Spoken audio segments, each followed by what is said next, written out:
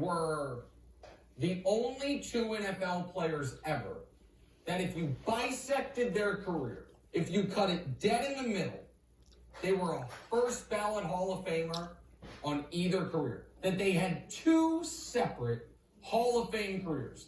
The first half and the second half. After last night, I have to amend that take.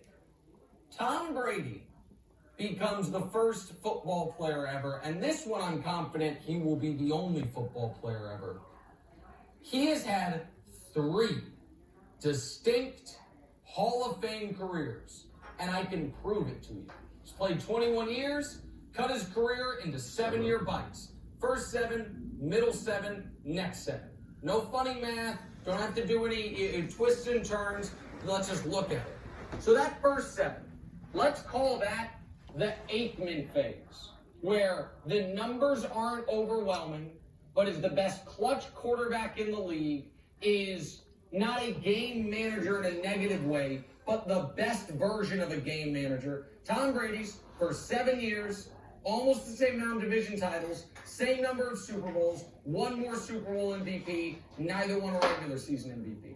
So Tom Brady's first 7 years, first third of his career, that's the Troy Aikman phase. That, in and of itself, by itself, gets you into the Hall of Fame.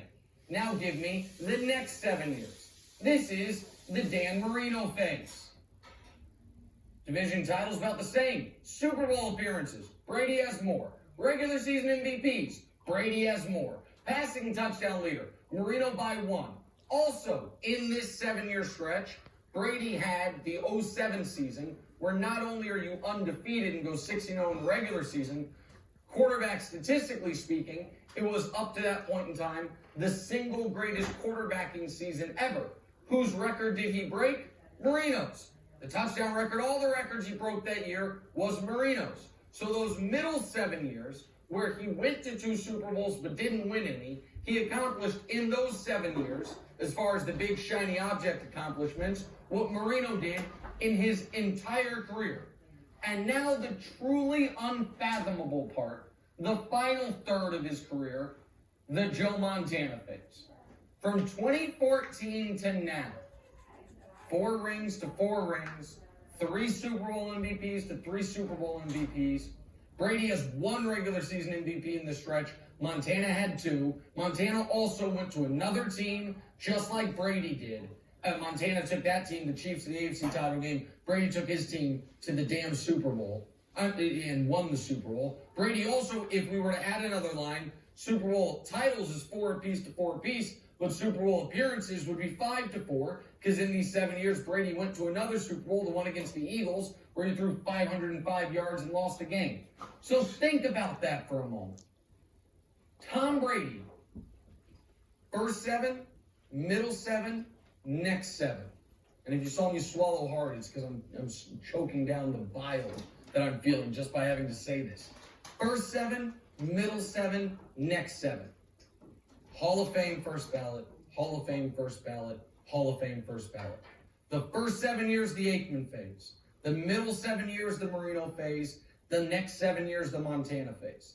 That, my friends, we will never see again.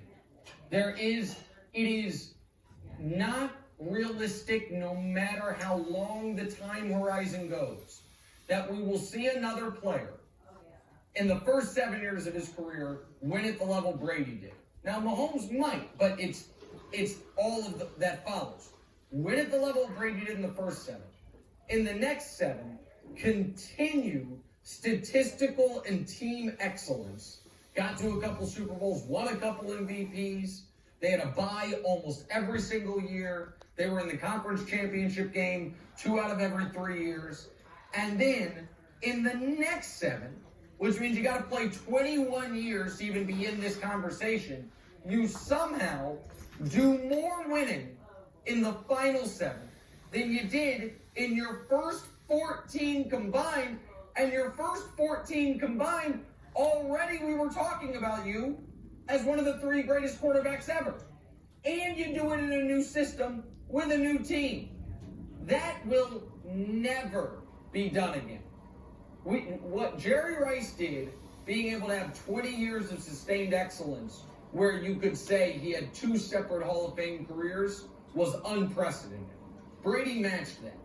But for Brady to now have upped the ante to 3 separate Hall of Fame careers, and you could do a blind stat test of Troy Aikman's career against Tom's first 7 years, Dan Marino's career against Tom's middle 7 years, and Joe Montana's career against Tom's last 7 years, it is not to be believed. And that is what everyone must acknowledge.